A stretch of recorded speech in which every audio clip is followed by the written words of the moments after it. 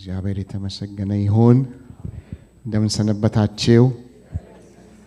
ደስ ብሎኛል። እንደገና በህይወት ቆይተን በቤቱ ቆይተን እንድንታይ እግዚአብሔር እድል ስለሰጠን እግዚአብሔር የተመሰገነ ይሁን። አሜን። ማካፍላችሁ መዝሙር 63ን ይሆናል እና ርዕሱ ደግሞ እግዚአብሔርን መፈለግ የሚል ይሆናል። መጽሐፍ ቅዱሶችንን መዝሙር 63 ላይ እንድናወጣ እጠይቃችኋለሁ። እሱን እናነብና ከዛ በኋላ እንቀጥላለን። እግዚአብሔር የተመሰገነ ይሁን። እግዚአብሔርን መፈለግ ይለዋል። ይሄ እኔ ማነብላችሁ አዲሱ መደበኛ ትርጉም ነው። እግዚአብሔርን መፈለግ ሙሉውን መዝሙር አነበውና እንጸልያለን። እንደዚህ ይላል። እግዚአብሔርን መፈለግ ቁጥር 1 እግዚአብሔር ሆይ አንተ አምላኬ ነህ፣ አንተን ከልብ እሻለሁ። ውሃ በሌለበት በደረቅና በተራቆተ ምድር ነፍሴ አንተን ተጠማች፣ ስጋዬም አንተን ናፈቀች። ስለዚህ በመቅደስ ውስጥ አየውህ፣ ኃይልህን እና ክብርህን ተመለከትሁ። ምሕረትህ ከሕይወት ይበልጣልና ከንፈሮቼ ያመሰግንሃል። እንግዲህ በሕይወቴ ዘመን አመሰግንሃለሁ፣ በአንተም ስም እጆቼን አነሳለሁ። ነፍሴ በቅቤና በስብ እንደሚረካ ሰው ትረካለች። አፌም በሚያዜሙ ከንፈሮች በደስታ ያወድስሃል። በመኝታዬ አሰላስልሃለሁ፣ ሌሊቱንም ሁሉ ስላንተ አሰላስላለሁ። አንተ ረዳቴ ነህና በክንፎች ስር ተጠልዬ በደስታ እዘምራለሁ። ነፍሴ አንተን የሙጥኝ ብላለች፣ ወደ ቀኝ እጅህም ደግፋ ይዛኛለች። ነፍሴን ለማጥፋት የሚሹ ግን ወደ ምድር ጥልቅ ይወርዳሉ፣ ለሰይፍ አልፈው ይሰጣሉ፣ የቀበሮችም ምግብ ይሆናሉ። ንጉሥ ግን በእግዚአብሔር ደስ ይለዋል፣ በእግዚአብሔር ስም ቃል የሚገቡ ሁሉ ይከብራሉ። የሐሰተኞችም አንደበትም ትዘጋለች። አሜን። ዳዊት ይሄንን መዝሙር የዘመረበት ሁናቴ ራሱ ይሄ መጽሐፍ ቅዱስ በይሁዳ ምድረ በዳ በነበረ ጊዜ የዳዊት መዝሙር ብሎ ይነግረናል። እና በይሁዳ ምድረ በዳ ትንሽ አየት ሳደርገው አንደኛው ምሁራን የሚስማሙበት ልጁ አቤሴሎም መፈንቅለ መንግስት ያደረገበት ጊዜ ከዙፋኑ ከቤተ መንግስቱ በገዛ ልጁ ተገፍቶ ይሄ ወገኖች ሳሙኤል 15 ላይ እዚህ ላይ ነው። ከቁጥር 13 ጀምሮ ብታነቡ የዳዊት ሽሽት የሚል በጣም ልብ የሚነካ አሁን ወደ ውስጡን ያልገባበትም ግን ቁጥር 25 ላይ ዳዊት የተናገረውን ነገር አይተነው እንድናልፍ ፈልጌ ነው። ከዚያም ንጉሡ ሳዶቅን እንዲህ አለው፣ አንተ እንግዲህ ስደት ከወጡ በኋላ ነው የተወሰነ ቦታ ድረስ ሄደው መስዋዕት አድርገው ታቦቱን ይዘው ተሸክመው ከሄዱ በኋላ አንድ ነጥብ ላይ ቆመና ንጉሥ ዳዊት እንደዚህ አለው፣ አንተ የእግዚአብሔርን ታቦት ወደ ከተማይቱ ይዘህ ተመለስ አለው። እና የእግዚአብሔር ታቦት የከበረ ስለሆነ ከእኔ ጋር አብሮ መሰደድ ላይታች መውረድ አይገባውም። ታቦቱን ይዘህ ተመለስ፣ በእግዚአብሔር ፊት ሞገስ አግኝቼ እንደሆነ እርሱም እኔንም መልሶ ታቦቱንና ማደሪያውን እንደገና ለማየት ያበቃኛል አለ። እኔም እላችሁ አንድ ቀን ወደ ዙፋኔ ይመልሰኛል ማለት አይሻልም እንዴ? ወደ ክብሬ ሊመልሰኝ ይችላል ማለት ሲገባ አንድ ቀን በፊቱ ሞገስ አግኝቼ ከሆነ ወደ መቅደሱና ወደ ታቦት ይመልሰኝ ይሆናል ብሎ የዳዊት ልብ እንዴት ከአምላኩ ጋር የተጣበቀ እንደሆነ ስደት በሄደበት ጊዜ ምኞቱ ዳግመኛ ታቦቱን ማየት እንደሆነ እናያለን። እንግዲህ ይህ ነው የመዝሙሩ አውድ፣ ይህ ነው የኔ ወገኖች።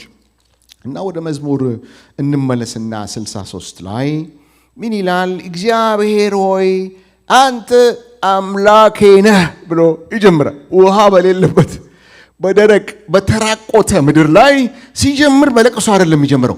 አንተ አምላኬ ነህ፣ አንተን ከልብ እሻለሁ። ውሃ በሌለበት በደረቅና በተራቆተ ምድር ነፍሴ አንተን ተጠማች ሲል ታያላችሁ። ፈጽሞ በማይመች ጭንቅ በሆነ ስፍራ የኔና የናንተ መሻት ቢሆን፣ የዳዊትስ መሻት ቢሆን፣ የነፍሱ መሻት ምንድን ነው መሆን የነበረበት? ከዚህ ከማይመች ጭንቅ ፈጥነህ አውጣኝ፣ አድናኝ፣ አሻግራኝ፣ ጣልቃ ግባ፣ አልቻልኩም፣ ከብዶኛል፣ ታሪክ ለውጥ፣ ወደ ክብሬ ወደ ንግስናዬ ፈጥነ መልሰኝ ማለት ሲገባው ምን ይላል? ነፍሴ አንተን ተጠማች ይላል። የት ነው? በደረቅ ውሃ በሌለበት በተራቆተ ምድር ሆኖ ነፍሱ እግዚአብሔርን ትጠማለች። የሥጋው ናፍቆትስ ምንድን ነበር መሆን የነበረበት? ወደ ቀድሞ ድሎቴ መልሰኝ፣ ወደ ላግዠሪ ሰርቪስ መልሰኝ፣ የተለያዩ አገልጋዮች ሰርቨርስ በሚተራመሱበት ቦታ ወደዛ መልሰኝ፣ በፓላስ ሼፍስ ወደ ተሰራው ያማረ ምግብ መልሰኝ፣ ወደ ስፓው መልሰኝ፣ አልጋውም አልመች ብሎኛል መልሰኝ፣ ወደ ቆነጃጅቶቹ ሚስቶች መልሰኝ ማለት ሲገባው ምን ይላል? ሥጋዬ አንተን ናፈቀች። ሚስጥሩ ምንድን ነው የኔ ወገኖች? እይታውን የዳዊት እይታ ነው። እዛ ውሃ በሌለበት በደረቅ በተራቆተ ምድር ውስጥ ሆኖ ምን ይላል መሰላችሁ? ቁጥር 2 ስለዚህ በመቅደስ ውስጥ አየውህ ይላል። እስቲ አላችሁ? አለውኝ በሉኝ እስቲ አላችሁ? የት ውስጥ አየውህ አለ? መቅደስ ውስጥ። እሱ የት ነው ያለው? ምድረ በዳ። መቅደሱ የት ነው? ከተማ። አያችሁ፣ ዳዊት በግንባር አይኑ ብቻ እያየ የሚኖር ሰው አይደለም። መጽሐፍ ቅዱስ ምን ይላል? በማየት በእምነት እንጂ በማየት አንመላለስም። አይኖቻችን የሚያተኩሩት በሚታየው ነገር ላይ ሳይሆን በማይታየው ላይ ነው ይላል። አሜን። ጥቂት ተረብሹልኝ። በግንባር አይንህ ብቻ እያየህ መከራን አትበለው። አጠገብ ያለው መቅደሱን ያያል። ሰውየው በእምነት አይን ያያል፣ በልቡ አይን ያያል። በመንፈስ አይን ሲያይ አዋራው፣ ፀሐዩ፣ ቁሩ የማይመቸው ነገር አይታየው። መቅደስ ውስጥ ራሱን ያያል። አሜን። ለካ በማይመች ነገር ውስጥ ሆኖ መቅደስ ውስጥ መገኘት ይቻላል። ከዛ ደግሞ አይኖቼ አንተን አየው ይላል። ቀጥሎ አሜን። አሁንም መከራውን፣ ጭንቁን ገላግለኝ ሳይሆን አይኖቹ ማን ያሉ? እግዚአብሔርን አንተን አየው ይላል። ዛሬን ጉባኤ ልባርክ። አይኖቻችሁ የሚከፈቱበት ማለዳ ይሆንላችሁ። ሲያየው ደግሞ በምን መሰላችሁ የሚያየው? በክስ መንፈስ አይደለም። እግዚአብሔር የገዛ ልጅ ሲፈነቀለኝ ዝም ብለህ ታያለህ፣ እንደውም ስትተወኝ አታውቀኝ፣ እኔንም አረስተኛል የለውም። እሱም ይላል ክብርህንና ኃይልህን አየው ይላል። የት? ደረቅ ምድር ላይ። ማኩቪያኖስ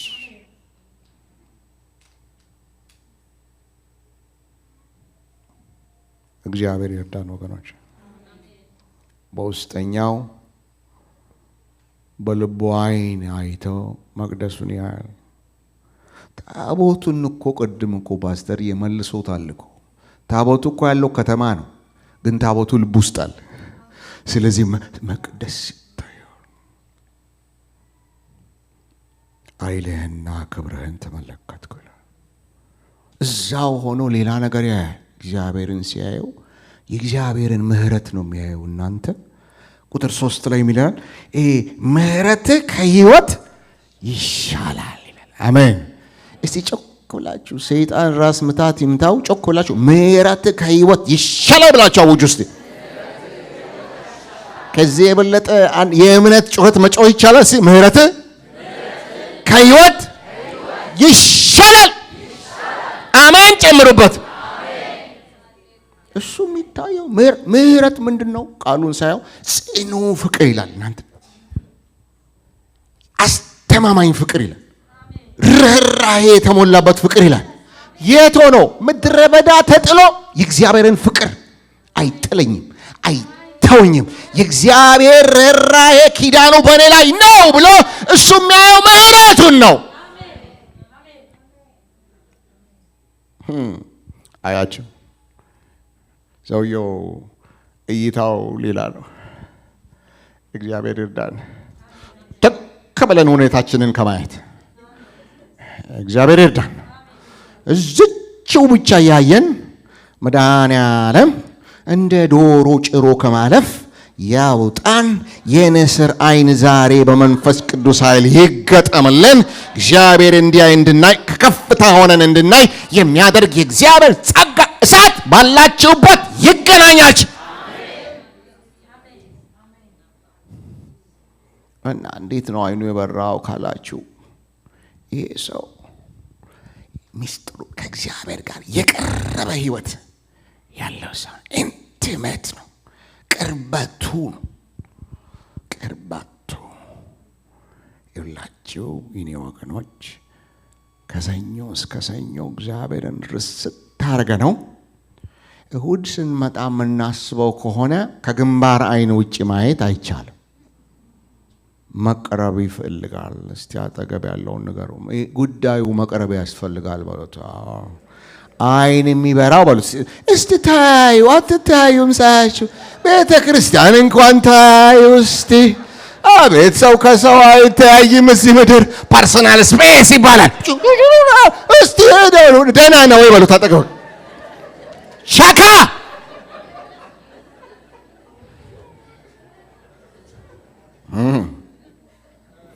ኢንቲሜት ነው ከእግዚአብሔር ጋር፣ ከወንድሞች ጋር ኢንቲሜት ነው። አሜን። እና ምን ይላል መሰላችሁ? በመኝታዬ አስብሃለሁ ይላል። በማይመቸው መኝታ ከቤተ መንግስት ወጥቶ እኮ አፈር ላይ ይሆናል የሚተኛው እኮ ያለው። ይኸውላችሁ በፊት ከአዲስ አበባ ውጪ ስወጣ አንድ የሚጨንቀኝ ነገር እንደሆነ ልንገራችሁ። ትራስ ትላልቅ ነው፣ የገጠር ትራስ እንደዚህ ያደርገኛል ማለት ነው። እንቅልፍ ይነሳኛል። ትራስ እንቅልፍ በሚነሳበት ቦታ ሰውየው ከዛ ድሎት ወጥቶ የማይመች ቦታ ሆኖ ማታ አስባለሁ፣ ሌሊቱን ሁሉ ስላንተ አሰላስላለሁ። ጸጋ ሲበዛ መንፈስ ቅዱስ ሲበዛ መከራ እያሰቡ ከመገላበጥ መድኃኔዓለም ይፈታል። አሜን። አስባል ሌሊቱን ሁሉ አንተን አሰላስላለሁ። እስቲ እንዲህ አይነቱን ህይወት የሚናፍቅ ሰው እጁን ያሳየኝ እስቲ። እዚህ ጩጩና አባቴ በሉ ባካች፣ በዳዊት እሳት በሉ ባካች፣ አግኘኝ በሉ ባካች። የዳዊት አምላክ ያንቺም አምላክ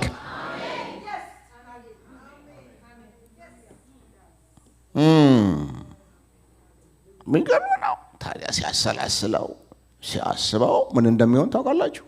እግዚአብሔርን ማሰላሰል ልክ እኛ ሀገር አሁን የኤሌክትሪክ መኪና እየበዛ ነው እና ከተማ ውስጥ ቻርጀሮች አሉ። መንገድ ላይ ታቆመና ቻርጅተር። እግዚአብሔርን ማሰብ ማለት ይኸውላችሁ ቻርጅ ማድረግ ነው። ድንዛዜን ያወጣልሃል፣ አዚምን ያባርርልሃል፣ ሐዘንን ይገፋል። እና ሲያስበው ሰውየው በደስታ እየተሞላ መጣ። እየተሞላ ፓስተር ሲጸልይልን ነበር ቅድም። ደስታ እየተሞላ ቻርጅ የሚያደርገው መሰል ደስታ፣ የሰማይ ደስታ ሞያሌ ሞላል። ሲያስበው ደስታ ሰውየው እዛ ምድረ በዳ ውስጥ ሆኖ መፍነክነክ ጀመረ ማለት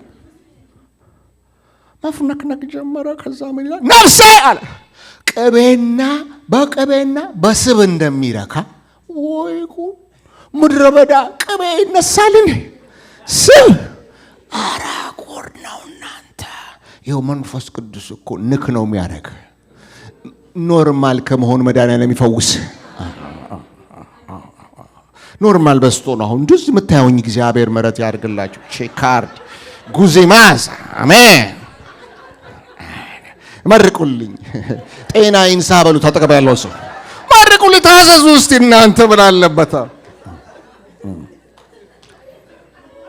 ሻርማ በቅቤ ይላል። እናንተ እንኳን ምድረ በዳ አዲስ አበባውን ቅቤ ለማለት አስቸጋሪ ነው፣ ውድ ነው። ስለዚህ ቅቤ ስትል ቀስ ብለህ ነው የምትለው። ሰውየው ምድረ በዳ ድርቅ ቅቤ ስብ ነፍሴ ቻባ ረካች። አሜን። አምላክ እንዲህ አይነት አምላክ ድንዙዝ አምላክ አይደለም። የሚያደነዝዝ አምላክ አይደለም። እንደ ዞምቢ የሚያስኬድ አምላክ የለም። ዞምቢ የሚያደርግ አጋንንት ነው።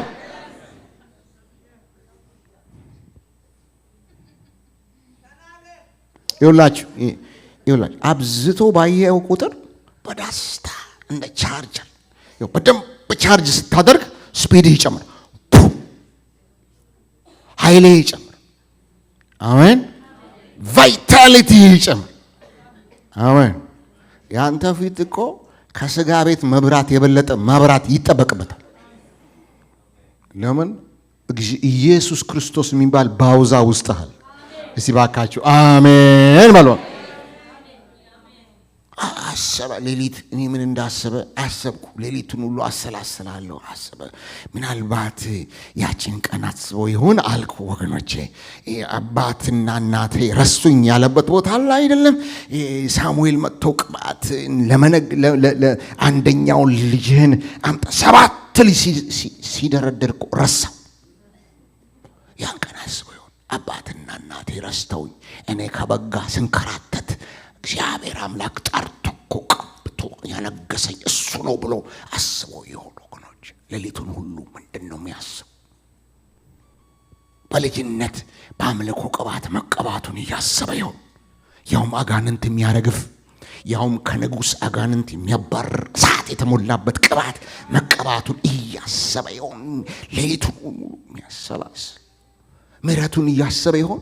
በኤርሳቤ ጋራ ኃጢአት በወደቀ ጊዜ ዓይንህን አሳየ መልሰ ፊትህን አትኝ ያላለው በምሕረቱ እንደገና እጁን የዘረጋለትን የመዳን ደህንነትን መልሶ የሰጠውን እግዚአብሔርን እያሰበ ይሆን? ወገኖች ትዝ ይላችኋል። በጺቅላግ ሚስቶቹ፣ ልጆቹ፣ ንብረቱ ሁሉ እነሱ በሌሉበት በእሳት ተቃጥሎ ከተማው በተወረሰ ጊዜ የገዛ ጓደኞቹ ካልገደል ብለው ሲነሱ ዳዊትም አምላኩ በእግዚአብሔር ልቡን አበረታ። ልውጣን አስመልሳለሁን ብሎ ድል የሰጠውን ጌታ አስቦት ይሆን? ስንት ጊዜ እንደረዳው ከሞት እንዳስጣለው በእኔና በሞት መካከል አንድ እርምጃ ቀረ ባለበት ጊዜ እግዚአብሔር ጣልቃ ይገባ ከብዙ ሞቶች ያዳነው። አንዳንዶቻችሁ እዚህ እኮ ከብዙ ሞቶች ድናችሁ ነው እዚህ የተቀመጣችሁ። እኔ ፊታችሁ ያለው ሰውዬ መድኃኒዓለም የሚያውቀው ከብዙ ሞቶች ፊዚካል ሞቶች ድኜ ነው እዚህ ቆምኩት። ወንድሜ ራሱ ምን እያወራ ነው ይላል። አልነግረውም። አንዳንድ ነገር ለጌታ ብቻ ነው የሚነገረው። እስቲ አሜን። አሰብኩት አለ ያስባል፣ ያውጠነጥናል። የእግዚአብሔርን በጎነት ታማኝነቱን ያስባል። እግዚአብሔር የተባረከ ይሁን። ሰውየው በጣም ኢንቲሜት ነው ከእግዚአብሔር ጋር። እንደዚህ ይላል መዝሙር 116:8 ላንብብላችሁ። እግዚአብሔርን ሁሉ ጊዜ በፊቴ አድርጌዋለሁ ይላል። አላችሁ መቼ ምን አድርጌዋለሁ? በፊቴ እኔ ራሴ ኢንቴንሽናሊ እግዚአብሔርን በፊቴ አድርጌ ዛሬ በፊት አድርገኝ የሚለው ነገር አበዛዙ ወይ ከሁሉ በላይ ስልኬን ጥቼ መጣሁ። ያቺ የተረገመች ነገር አለች። በፊት አድርገኝ ይላል። በአንድ ደቂቃ ፊቴ ኮፔርኒስ እግዚአብሔር ይፍታን ወገኖች። ቄስ ቶሎሳ እየሰበኩ አንዷ ጮች ይቺ እነዚህን ጥቃቅን አጋንንቶች በራሳቸው አክሰንት ነው እኔ አልናገር። እነዚህን ጥቃቅን አጋንንቶች ዝም አሰኙልናል። ስንት ነገር ከፊታችን ባለበት እኔ ግን እግዚአብሔርን ሁሉ ጊዜ በፊቴ አድርጌዋለሁ። አሜን። እስቲ ቀኝ እጃችሁን አንስቱ። አባት ሆይ በሉ ባካችሁ፣ እባክህ ሁሉ ጊዜ በፊቴ እንዳደርግህ እርዳኝ። አሜን። አቤት ወከቢያው በፊቴ አድርግልኝ። ወከቢያው ቢሉ በፊቴ አድርግ። ወከቢያው ሰዓቱ ረፈደ በፊቴ አድርግ። ወይ እናንተውም ዓለም የተለየ ነው። በፊቴ የሚላችሁ መዓቱ ጉዱ ብዙ ነው። ዳዊት ምን አለ? እግዚአብሔርን ሁሉ ጊዜ በፊቴ አድርጌዋለሁ። አሜን። ስለዚህ እርሱ በቀኜ ስላለ አልታወክ። ስለዚህ ልቤ ደስ አለው። አሜን። ኮርባኒታስ እግዚአብሔርን አይቶ መተከዝ አይቻልም። ፊት ከረዘመ ከእግዚአብሔር ርቀህ ነው ማለት ነው። ኩርፊያ ካለ ፊቱን ሳታይ ሰዓታት አልፈዋል ማለት ነው። አሜን። ፊቱን ይበሉት። ፊቱን እያየህ አጠገብ ያለውን ሰው ዛሬ ፈውስ ይተላለፋል። ፊቱን አሜን። ልብህ ደስ ይለዋል በሉት ባካችሁ። ስጋም ያለ ስጋት አርፎ ይቀመጣል ይላል። አሜን። ስጋት ሁከት የሚነሳው የእግዚአብሔርን ፊት በማየት በአንተ ዘንድ የደስታ ሙላት። አሜን። የደስታ እንጥብጣቢ አይደለም፣ የደስታ ሙላት በቀኝህ የዘላለም ፍስሐ። ሰውየው ከእግዚአብሔር ጋር ቅርብ ነው። ብዙ ምርኮ እንዳገኘ ሰው በቃልህ ደስ አለ። ከእርሱ ጋር ስትለማመዱ ስትቀራረቡ ቃሉ ሲነበብ ደስ፣ ቃሉን ስትከፍቱት ደስ። ብዙ ምርኮ እንዳገኘ ሰው ቻርኪያ አዲስ ቤት እንደገዛ ሰው ልምጣላችሁ። ከሞርጌጅ እንደወጣ ሰው ብዙ ምርኮ እንዳገኘ ሰው መኪና እንደቀየረ ሰው ቴስላ እንደያዘ ሰው ራሱ የሚነዳ መኪና እንዳገኘ ሰው በቃልህ ደስ። አሜን። ወደ እግዚአብሔር ቤት እንሂድ ባሉኝ ጊዜ ደስ። ሰውየው ከጌታ ጋር የቀረበ ሕይወት ያለው ነው። እግዚአብሔርን አሰብኩት ደስም አለኝ። አሜን። እስቲ በሉት እግዚአብሔርን አሰብኩት በሉ ባካችሁ። ደስም አለኝ በሉበት ባካችሁ።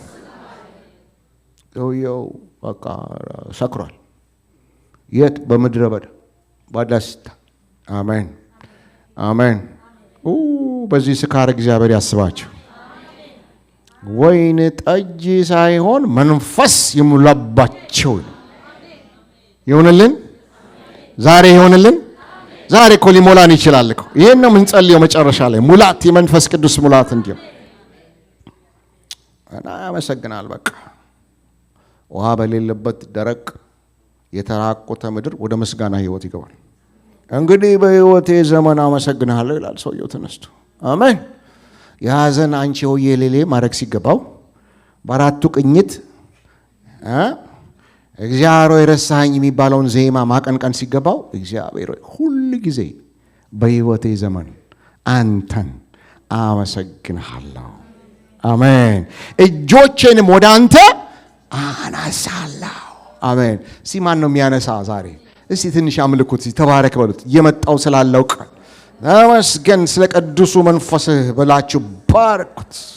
አነሳለሁ።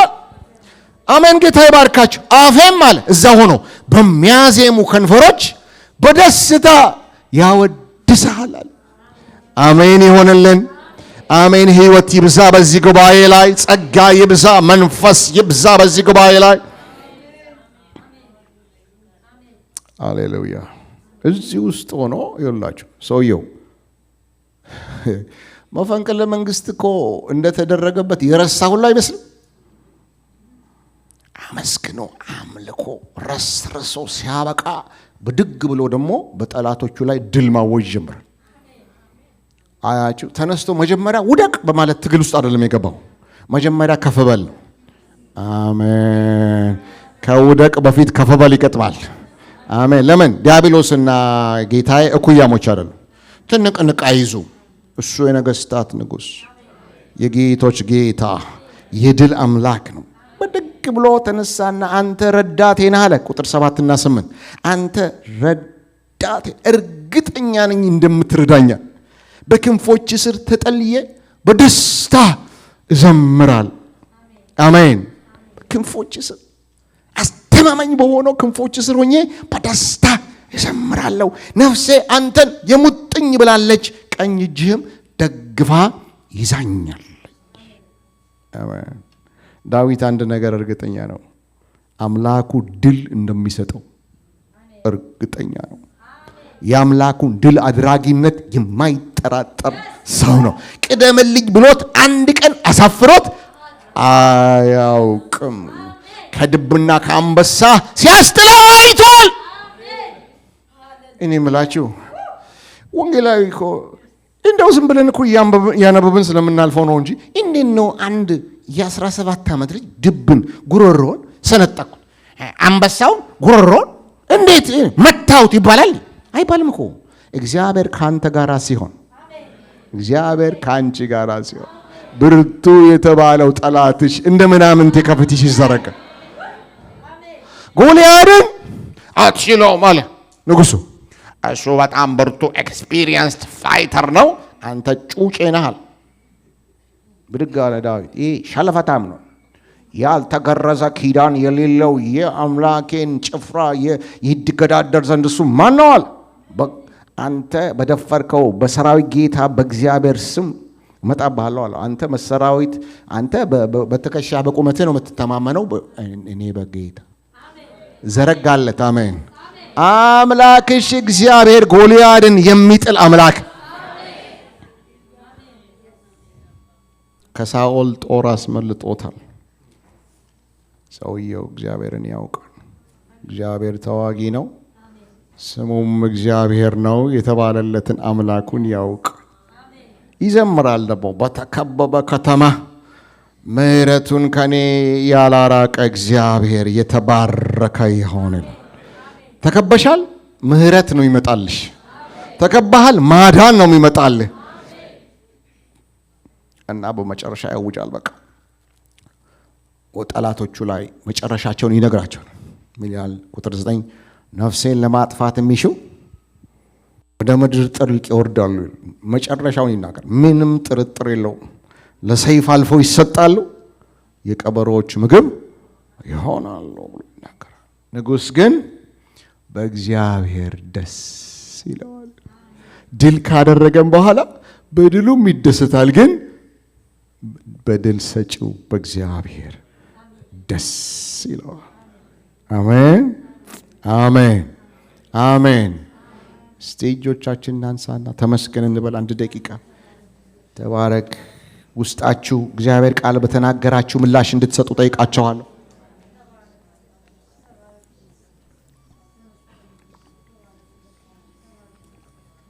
ሚረዳ የሚያሻግር መንፈስ አለ። አሜን። ጥቂት እንቀጥልና ወደ መጨረሻው መጣለሁ። ሐዋርያው ጳውሎስ ለጢሞቴዎስ ምን አለው? በመጨረሻው ዘመን አስጨናቂ ጊዜ እንደሚመጣ ያወቃል። ዛሬ ቢሆን የጻፈው አስጨናቂ ጊዜ ከመጣ እንደቆየ እንድታስተውል እፈልጋለሁ ብሎ ነበር የሚጽፍ። አሁን እኮ ሴፍ ቦታ ጠፋ። ከአፍሪካ በራችሁ እዚህ መጣችሁ፣ መከራው እዚሁ መጣ። አሁን ሴፍ ቦታ የለም። እስራኤል ትመታለች። ዱባይ የሀብት መንፈላሰሻ በድሮን ከው አሁን ሴፍ መሸሸጋ የለም። አስተማማኝ የለም። ጭንቅ ያለው አፍሪካ ብቻ አይደለም፣ ሁሉ ቦታ ጭንቅ አለ። እናንተም ጋር ጭንቅ አለ። በደንብ አድርጎ ጭንቅ በጭንቅ ነው ሀገራችሁ ያለው። አሁኑ ሰውዬ ደግሞ መጣና ጭንቅ ጨመረባቸው። የመኖሪያ ፈቃድ ጭንቅ፣ ገብቶ የመውጣት ጭንቅ፣ ልጅ ለማሳደግ ጭንቅ። አቤት እንደ ኢትዮጵያዊ ወላጅ እዚህ መጥቼ ሳይ ጭንቃችሁን ስታሳዝኑኝ ወላጆች። ከበባው እንዴት አደገኛ ነው! ሶሻል ሚዲያው፣ ትምህርት ቤቱ ገና በሕፃንነቱ ገና ፊደል ቁጥሮ ሳይጨርስ ጾታ 18 ነው ብሎ ያስተምርባችኋል። መከረኞች ናችሁ እኮ ልጆቻችሁ። የተለያየ አይነት ችግር በህዝቡ ላይ የሰለጠነው ዲፕሬሽን፣ አንግዛይቲ፣ እንቅልፍ ማጣት። ሰው ከሰው ጋር ከሚኖር እናንተ ሀገር ሰው ከውሻ ጋር ተላምዶ የሚኖርበት ጉደኛ ሀገር ውስጥ ነው የምትኖሩት። ባለፈውም ተናግሬ እንደሆነ አላቅም። የዛሬ 2 ዓመት ስመጣ አንደኛው ስቴቶኛን ነገር አስተዋልኩ። ወክ የሚያደርጉትን አየኋቸው። ሰውና ሰው ወክ ከሚያደርገው በጣም በብዙ እጥፍ ሰውና ውሻ ነው ወክ የሚያደርገው። ሰው ከሰው ጋር መኖር አቅቶት ከውሻ ጋር ተስማምቶ የሚኖርበት ግራ የገባው ማህበረሰብ ውስጥ ነው ያላችሁ። ጭንቅ ነው። ብቸኛው መዳኛ ወደ እግዚአብሔር መቅረብ ነው። ብቸኛው ተስፋችን እግዚአብሔር አምላካችን ብቻ። ወደ እርሱ ቅረቡ ያበራላችኋል። ፊታችሁ ያበራል ይላል። ምን? ወደ እርሱ ቅረቡ፣ ወደ እርሱ ቅረቡ። ህብድ ከሚያደርገው ሲስተም ጋር ህብድ ማለት አቁሙና አቤቱ ሰብስበኝ፣ አቤቱ ጊዜ ስጠኝ ካንተ ጋር። ስራችሁ መከራ፣ 1 ደቂቃ መቀመጥ የሌለበት፣ ወገባችሁ ብጥስ ብሎ ቤት የምትገቡት። አቤት ስታሳዝኑኝ የእግዚአብሔር ቤተሰቦች። ብቸኛው መድኃኒት ወደ እግዚአብሔር መቅረብ። አሜን። ንገሩ አጠገብ። ይህ ሰውዬ ቁም ነገር እየተናገረ ነው። ስሞታ ወደ እግዚአብሔር መቅረብ ይቻላል። ንገሩት። መዝሙር 34:5 ነው። ወደ እርሱ ቅረቡ ያበራላችኋል። አሜን። ኦ ሃሌሉያ። ወደ እርሱ ቅረቡ ምን ያደርግላችኋል? ያበራላችኋል። ማብራት ብቻ አይደለም። ይሄ የኔ ትርጉም፣ አዲሱ መደበኛ ትርጉም ፊታችሁ ይበራል። ቸባካራ። ወደ እርሱ ስትቀርቡ ቅድም እንዳልኳችሁ ቻርጅ ሲያደርግ ቅዝዝ ያለው ፊትህ አሜን። አትቀስ ፈገግ በልና አጠገብ ያለው ሰው ፋኖስ ለመሆን ተጠርተሃል በሉት። ፋኖስ ጥሪ ነው በሉት። ጥሪ። አሜን። ይኔ ወገኖች፣ እኔ የዓለም ብርሃን ነኝ ያለ ጌታ ኢየሱስ እናንተ የዓለም ብርሃን ናችሁ። ወደ እርሱ ቅረቡ ያበራላችሁ። የቱ ናችሁ? ውሃ በሌለበት በደረቅ በተራቆተ ምድር ይሄ ሁሉ ጭንቅ እኔ በዘረዘርኩበት በዛ መካከል ሆናችሁ ብቻ አባቴ በሉ እናንተ ንጉሴ ጌታዬ በሉ። ጠረንህን መልስልኝ በሉ። ቃልህን ክፈትልኝ በሉ። ቃልህ ጠል ሆኖ ወደ ህይወቴ ይምጣ በሉ። የዛን ጊዜ በቃ ቻርቲያ ስትገናኙ ራሱ ቸርች እዚህ ስትሰብ ሌላ አይነት ይሆናል። ባውዛ ሲሰበሰበሳሱ ኒውክሌር ነው የሚሆነው። ሲገ አሁን እስቅዝዝ ከዛ እንደምንም ሳለ መድኃኒዓለም ማሃዱ ጋር አለ። ጌታ አለ። ጌታ በጣም ይወዳችሁ። በብዙ ርህራሄ ነው የመጣሁት። በብዙ ርህራሄ ጌታ መልካም አምላክ ወደ እርሱ ቅረቡ ያበራላችኋል። አሜን። ንገር ቅረብ በለው። ቅረብ አይዞህ። እንድትቀርብ ደግሞ በኋላ እንጸልያለን። ጸጋ እንዲሰጠን እንጸልያለን ነው። አሜን።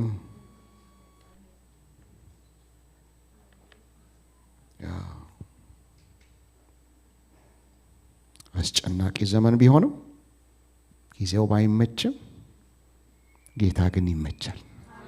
መንፈሱ ግን ይመቻል። አሜን። ዘመኑ ከባድ ነው ሲባል አለ አንድ እግዚአብሔር የረዳው ዘማሪ ዘመኑ ከባድ ነው ሲባል አለ። ለመኖር ከባድ ነው ሲባል እየኖርን ነው አለ። እንዴት ሲባል በእግዚአብሔር። አሜን። አጽናናልኝ። አጠገቡ ትኖራለህ አይዞህ በሉ። ሳለ መድኃኒዓለም አይዞህ በሉ። በቃች አይዞህ ምንም አትሆንም ሳለ መድኃኒዓለም በልልኝ ባካ ሸራ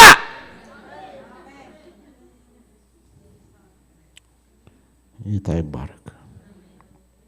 ይገርማችሁ የኔ ወገኖች፣ እግዚአብሔር ቤተሰቦች፣ ይሄ መዝሙር 63 በመጀመሪያዊቷ ቤተ ክርስቲያን ወቅት ስደት ሲበዛባት ቤተ ክርስቲያን ስለ ኢየሱስ፣ ስለ ጽድቅ፣ ስለ ወንጌል ስደት በእስር ቤት ሲጥሏቸው፣ ሲገርፏቸው፣ በመጋዝ ሲሰነጥቋቸው፣ በእሳት ሲያቃጥሏቸው፣ ለአውሬ አሳልፈው ሲሰጧቸው መዝሙር 63 ነበረ ሳጠና በቃላቸው ይሉታል አሉ። መዝሙር 63 በቃላቸው ያነበንቡታል። ምናልባትም አዲስ ኪዳን አልተጻፈም እስከተወሰነ ይህንን ያንን ሲያነቡ የዳዊትን በደረቅ ውሃ በሌለበት በተራቆተ ምድር ነፍሴ አንተን ተጠማች እያሉ ያንን መዝሙር በቃላቸው እያደረጉ የእግዚአብሔር መንፈስ መለኮታዊ የሆነ ሰላም፣ መለኮታዊ የሆነ ደስታ፣ ይሄ በቃላት ሊገለጥ የማይቻል ክብር የተሞላበት ደስታ እየሞላቸው ያበረታቸው እንደነበረ አነበብኩኝ። እንደምታውቁ ወንጌል በትክክል ሲኖር፣ ወንጌል በትክክል ሲሰበክ ስደት አለ፣ መከራ አለ እና እሳት ሲመጣባቸው ወይ ብለው አለቅሱም ነበር። የሚገርም ጉድ ነው። ጳውሎስና ሲላስ አሁን ክፉኛ ተደብድበው ይላል መጽሐፍ ቅዱስ በእስር ቤት ተጥለው እያለ ምን ያደርጉ ነበር ይላል? እየጸለዩ ይዘምሩ ነበር ይላል። ማለት ዱላው ቀላል እኮ አይደለም። ማለት ግርፊያው እኮ ቆዳህና ስጋህን ተልትለው ሲያበቁ በዛ ፔን ውስጥ ይዘምሩ ነበር ይላል። ለምን? ወደ እርሱ ቅረቡ ያበራላችሁ። ተቀጥቅጣችሁ ፊታቸው ያበራ ነበር ይላል። አንዳንድ ታሪክ ሲናገር አንበሳ ዘንጥሎት ሞቶ ሬሳው ራሱ ያበራ ነበር። የሚገርም ህይወት ነው በክርስቶስ የተሰጠ ህይወት እንዲሆንላችሁ እንዲበዛላችሁ መጣው የተባለው ህይወት በጣም ኃይለኛ ነው። እስጢፋኖስ በወጋሪዎቹ ፊት ቆመ ወንጌል ሰብኮ እርሳቸውን እያፋጩ ይላል መጽሐፍ ቅዱስ።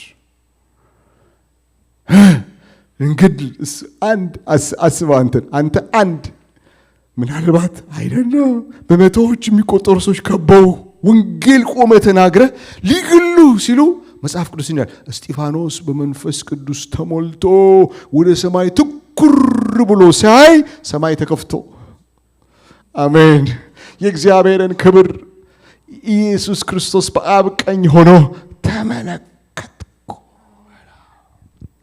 እናንተ ከጌታ የተቀበልነው ሕይወት አሸናፊ ሕይወት ነው። ክብር የተሞላበት ሕይወት ነው። ነፍሱ ከማለፉ በፊት ደግሞ ጌታ ሆይ ይህንን ኃጢአት አትቁጠርባቸው ይላል። በድንጋይ ደሙን እያዘራ ነፍስና ስጋው ከመለያየቷ በፊት ምሕረት ይጠይቃል። ሌላ ሕይወት አለው። ወደ ጸሎት እንድንሄድ እንዴት ነው የሚቻለው? የኔ ወገኖች ውሃ በሌለበት በደረቅና በተራቆተ ምድር ውስጥ ስለ ቅቤና ስብ ማውራት የሚቻለው እንዴት ነው? እንዴት ነው ደስ መሰኘት የሚቻለው? ሚስጥሩ ይኸው እስጢፋኖስ ግን በመንፈስ ቅዱስ ተሞልቶ ይላል። በኃይል በብርታት አይሆንም፣ በመንፈስ ቅዱስ ኃይል ብቻ ይሆናል። አሜን አሜን። ስለዚህ ምን እናርግ? ዛሬ ማለዳ የመንፈስ ቅዱስን ሙላት ደግሞ እንጠይቅ። ዛሬ ሁል ጊዜ የሚሞላ አምላክ እንደሆነ ታምናላችሁ? ተነሱ በእግሮቻችንና እንጸልይ።